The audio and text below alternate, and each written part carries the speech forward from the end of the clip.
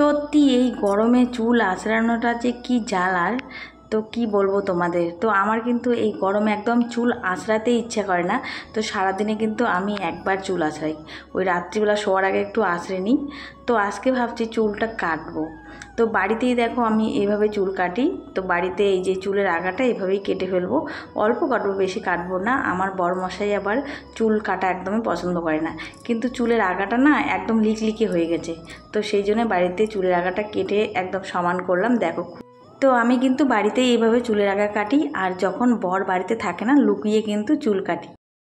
Hello everyone, welcome back to my channel. আমি সুস্মিতা। কেমন আছো সবাই? আশা করি ভালো আছো, সুস্থ আছো। তো আজকে আরেকটি সুন্দর ব্লগে তোমাদেরকে অনেক অনেক ভালোবাসা। তো আজকে আর গুড মর্নিং বললাম না, কারণ আজকে অনেক দেরি করে ব্লগটা শুরু করলাম।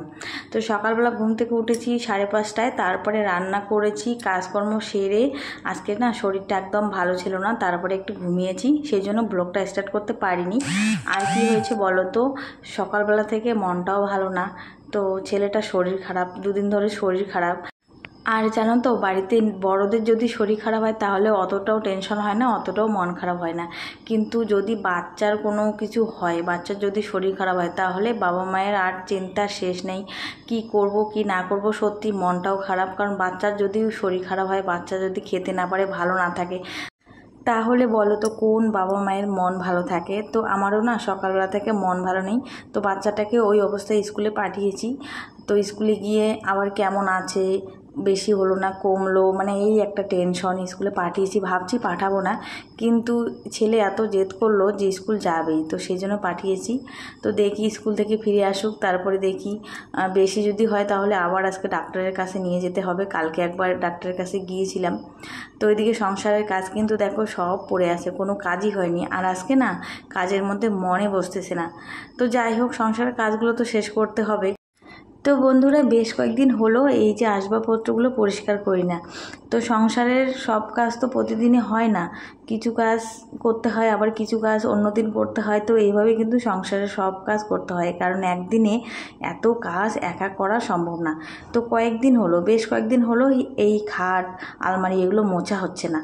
তো 2-3 দিন যদি খাট আলমারিগুলো না মোছা হয় না, দেখবে খাটের উপর আলমারির উপর একটা সাদা সাদা লেয়ার পড়ে গেছে, মানে ধুলো জমে গেছে।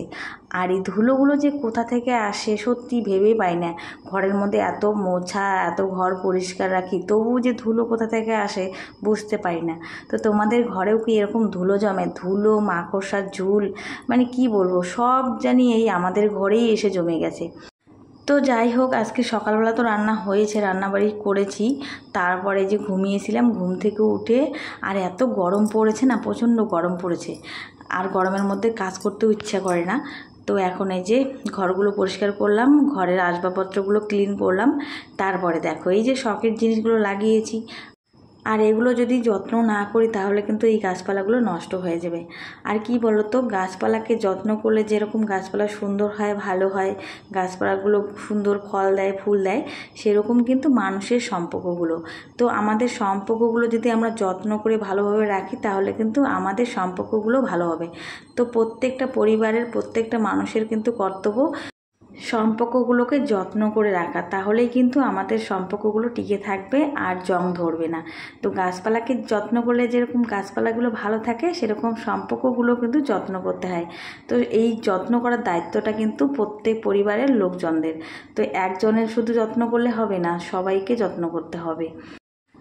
আর বন্ধুরা, আমি তোমাদের আগে একটা কথা বলেছি, তো এখনও বলছি, আমি কিন্তু সুন্দর করে গুছিয়ে কথা বলতে পারি না। তো অনেকেই দেখি খুব সুন্দর করে গুছিয়ে কথা বলে।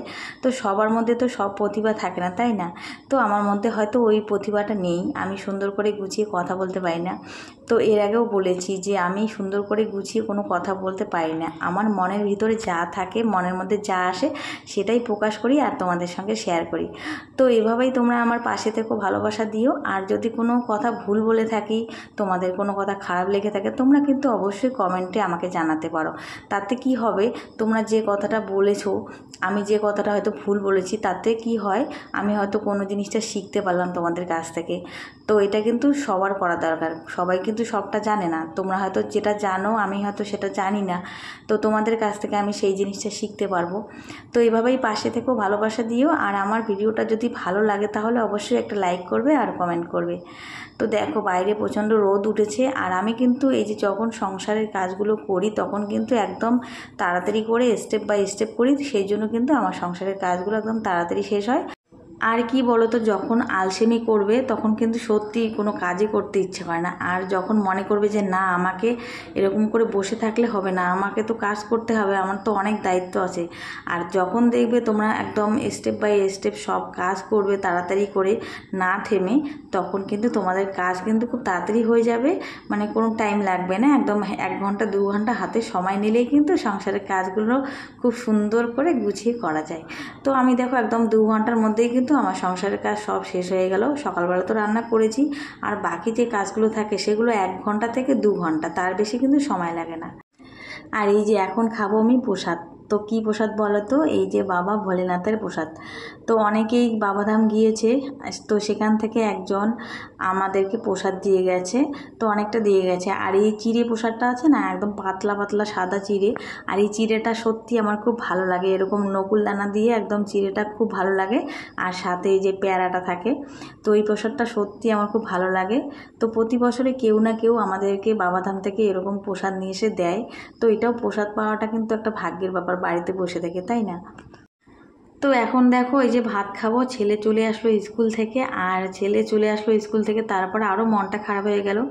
ছেলের যে সমস্যাটা হয়েছে সেটা বেশি হয়েছে, তো আজকে আবার যাব বিকেলবেলা ডক্টরের কাছে। আর আজকে তো বেশি কিছু রান্না করিনি, সকালবেলা মটর ডালের ধোকা বানিয়েছি, আর ধোকার তরকারি করেছি, আর পটল ভাজা করেছি, আর জানি কি করেছি, বড়া করেছি, তো মনেও নেই দেখো। তো আজকে বেশি কিছু রান্না করিনি, কারণ বাচ্চাটা শরীর খারাপ না, মনটাও ভালো নেই, তো সেই জন্য রান্না করতে একদম ইচ্ছে করছিল না। তো এই যে ধোকার তরকারিটা করেছি, ধোকা বানিয়ে মটর ডালের, আর পটল ভাজা, আর ভাত, আর বড়া করেছি। গুড মর্নিং বন্ধুরা। তো পরের দিন সকালবেলা আবার ব্লগটা শুরু করলাম। দেখো ছেলের চোখের অবস্থা, একটা চোখ একদম বন্ধ হয়ে গেছে। তো সকাল এখন বাজে 6:30। তো আমরা বাড়ি থেকে বেরোলাম, আর আজকে আমরা এখন যাচ্ছি অনেক দূরে। তো আজকে আমরা আছি আইস হসপিটালে আলিপুরে। তো আমাদের বাড়ি থেকে অনেক দূর, অনেকটা সময় লাগবে যেতে। বাইকে যাব আমরা, কি বলো তো, গাড়িতে যেতে পারি না, জন্যই এই বাইকে যাচ্ছি, কারণ গাড়িতে গেলে আমার মাথা ঘোরে, বমি হয়, বাসে করে যেতে পারি না। তো সেই জন্য সকাল সকাল বের হলাম, একদম 6:30টায় বের হলাম।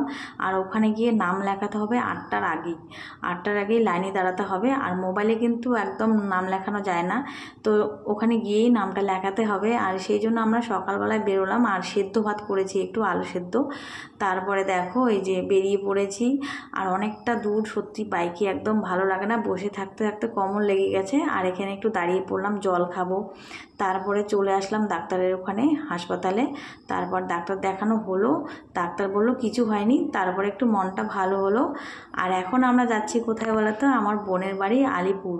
তো আলিপুরের কাছেই বোনের বাড়ি। তো প্রচণ্ড খিদেও পেয়েছে, আর দেখো প্রচণ্ড গরমও পড়েছে। তো ভাবলাম ওদের বাড়িতে গিয়ে একটু ফ্রেশ হয়ে স্নান খাওয়া করে তারপর আবার রওনা দেব। তো বোন এদিকে দেখো অনেক কিছু রান্না করে রেখেছে, তো আগেই ফোন করে দিয়েছি। তো আমাদের ডাক্তার দেখাতে বেশিক্ষণ লাগেনি, 11টা বেজে গেছে। তো এই যে বোনের বাড়িতে আসলাম, আর এই যে এখন খাবো ভাত। তো আমরা এসে স্নান করলাম, ফ্রেশ হলাম। আর এত গরম পড়েছে না এই রৌদ্রের মধ্যে, আর বাড়ি যাবো না, একটু দেরি করেই যাব, আর বাড়ি তো যেতেই হবে। তো বোন দেখো অনেক কিছু রান্না করেছে, মাছের তরকারি করেছে, ভেন্ডির তরকারি করেছে, পাঁপড় ভাজা, আলু ভাজা, চিংড়ি মাছের তরকারি, তারপর ডাল করেছে। তো প্রচণ্ড খিদেও পেয়েছে, সকালবেলা ভালো করে খাওয়া হয়নি, এখন ভাত খাবো। আর কি হয়েছে বলো তো, আমরা তো সকালবেলা বেরিয়েছি, আর রাত্রিবেলায় হঠাৎ করে প্ল্যান করেছি যে আমাদের ওখানে যে ডাক্তার আছে, চোখের ডাক্তার একদমই ভালো না। তো ভাবলাম যে না, একদম আইস হসপিটালে গিয়ে ভালো করে চোখটা চেক আপ করে আসি, যেহেতু চোখের ব্যাপার।